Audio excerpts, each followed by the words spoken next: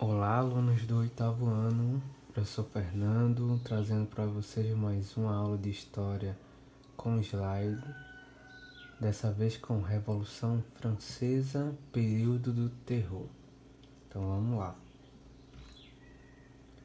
Vamos começar pela Declaração dos Direitos do Homem e do Cidadão. Essa é a primeira fase da Revolução Francesa, em que no ano de 1789 a Assembleia conseguiu abolir privilégios da Igreja, como o pagamento do dízimo, e da nobreza, tributos pagos pelos camponeses. Ambos, tanto o dízimo quanto esse tributo pago à nobreza, era pago pelos camponeses, que sustentava o luxo das camadas acima na estratificação social. Contudo, a principal reforma executada pela Assembleia foi a aprovação da Declaração dos Direitos do Homem e do Cidadão.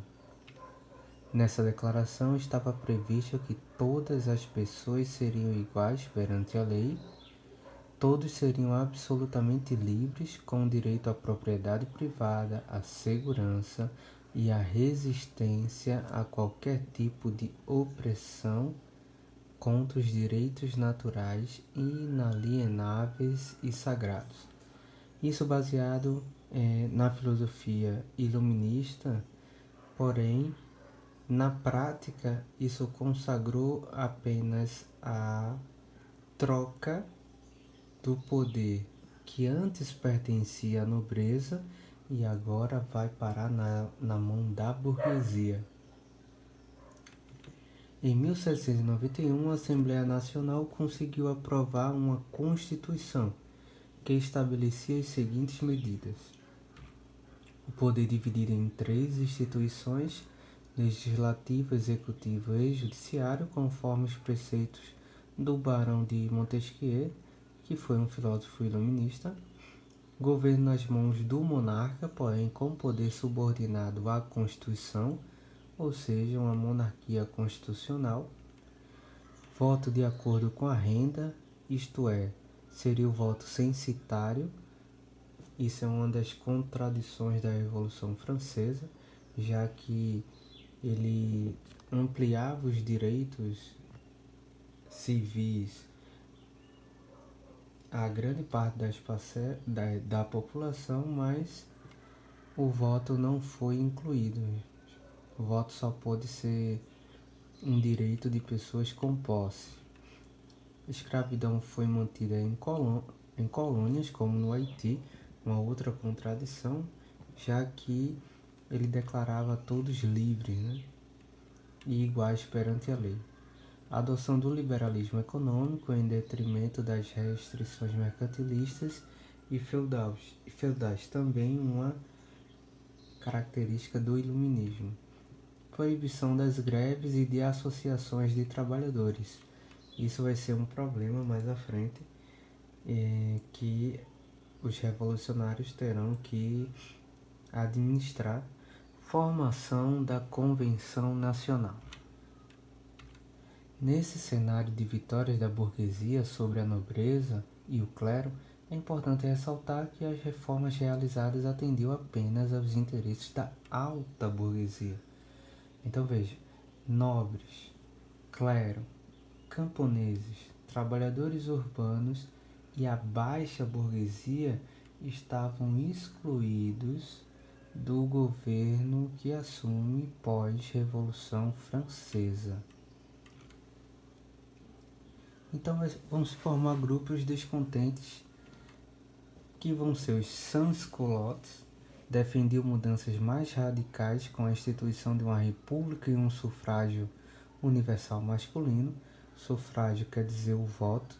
Então esses sans-culottes, que eram homens que usavam calças longas, porque a nobreza usava calças curtas até o joelho, que eram chamados de culottes, e em contraposição, esse grupo de trabalhadores urbanos mais radicais, eles eram identificados pelo uso da calça comprida.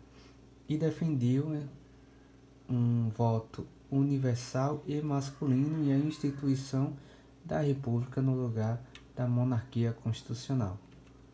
Outro grupo, a nobreza, unida ao clero, buscava recuperar o poder, claro, né? A Constituição também desagradou profundamente o rei da França, que tentou conter a revolução. E aí consta um terceiro grupo, que são os monarquistas.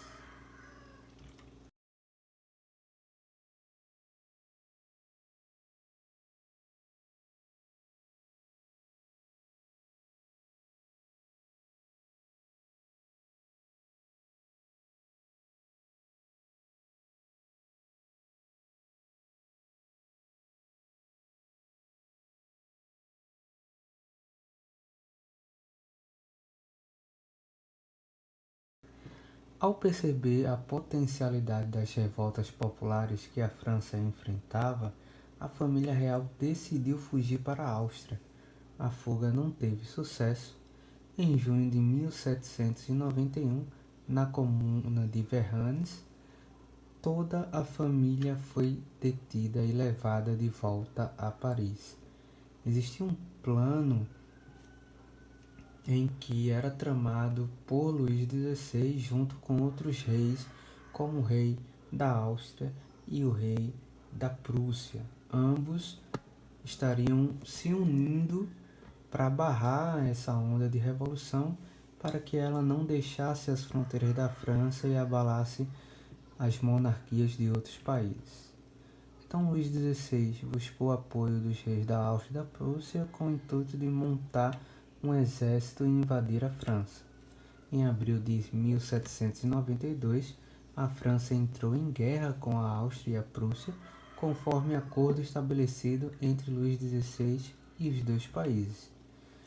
Os planos de conspiração do rei francês vieram à tona, e diante dessa situação a população passou a acusar Luís XVI e os monarquistas de traição.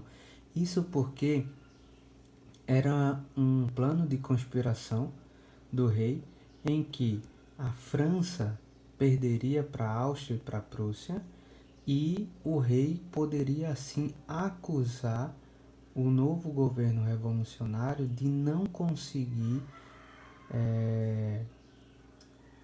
manter a França segura das invasões externas. Então foi um grande teatro formado entre os três reis para que o rei da França pudesse culpar o governo revolucionário de incompetência, né? Em agosto, os sans-culottes tomaram o partido de Tuileries, no qual a família real fora obrigada a morar. O rei foi preso e retirado do seu cargo. Começa o período da Convenção Nacional.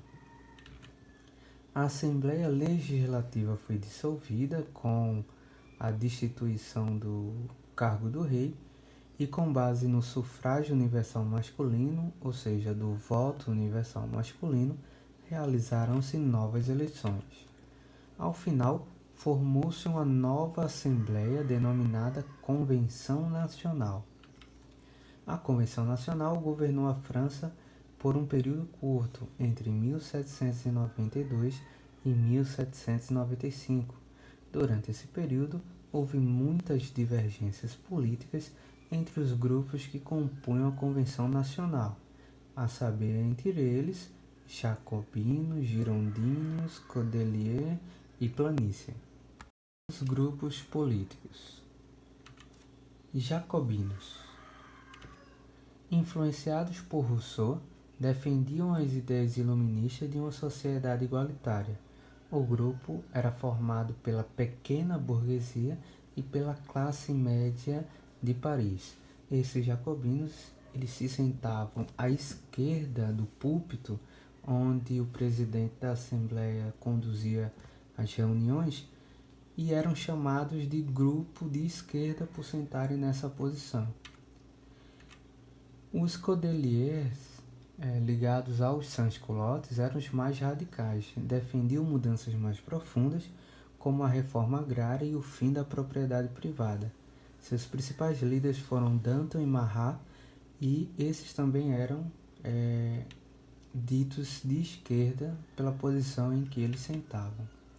Girondinos. Como a maior parte do grupo vinha de uma região francesa chamada de Gironda, receberam esse nome. Eram republicanos moderados que basicamente representavam a burguesia e seus interesses. Eles sentavam à direita do púlpito e por isso eram chamados de grupo de direita. E no centro, sentando de fato nas cadeiras do centro do parlamento, o grupo chamado planície. Esse grupo era composto de deputados que agiam conforme seus interesses mais imediatos. Assim, apoiava tanto os girondinos como os jacobinos, dependendo da situação. Então, hoje, principalmente aqui no Brasil, se fala muito, o partido de esquerda, o partido de direita, o partido de centro. Então, essa ideia de direita, esquerda e centro surge na composição dos deputados na Convenção Nacional. Dependendo da posição onde eles sentam, eles eram chamados desse grupo, esquerda, centro ou direita. E o rei? O rei Luís XVI, ele foi preso, tentou fugir, foi descoberto a trama com outros reis e a nova convenção reuniu-se para julgá-lo, e 90% dos deputados eles entenderam que a melhor coisa a se fazer para a revolução era decapitar o rei e a família real. Fica aí uma frase motivacional para você. Por favor, não perca a cabeça diante dos problemas. Então ele já vinha fazendo um monte de besteira antes da Revolução. Durante a Revolução não soube tratar com os revolucionários. O que foi que aconteceu? Guilhotina nele. Quem saiu ganhando foi o grande líder da esquerda francesa, chamada Maximilien Robespierre. É justamente ele que vai assumir o governo em nome da Revolução e, óbvio, a partir das ideias do seu partido, os jacobinos. Então, a execução do rei Luís XVI pelos jacobinos gerou reações dentro e fora da França. Temerosas com a repercussão da Revolução, a Inglaterra e outras nações monarquistas da Europa uniram-se para atacá-la. Obviamente existia um medo gigante de que a Revolução Francesa incitasse camponeses e trabalhadores em vários países da Europa. Em resposta ao ataque, os jacobinos criaram o Comitê de Salvação Pública, responsável pela segurança interna da França e pelo controle do exército. Era uma tentativa de se preparar para qualquer invasão ao território francês. Criou-se também o Tribunal Revolucionário, encarregado de julgar pessoas consideradas inimigas da Revolução. À frente do comitê estava Robespierre, considerado pelos jacobinos o verdadeiro chefe do governo.